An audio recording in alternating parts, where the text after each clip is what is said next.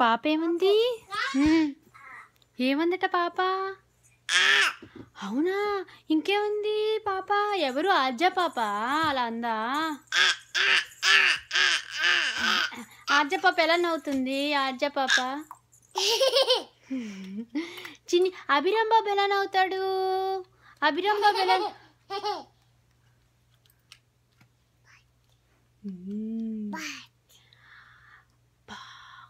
అలానే మాట్లాడిస్తాను. నాన్న చిన్నమ్మ తాత నీకేం చూపిస్తారే?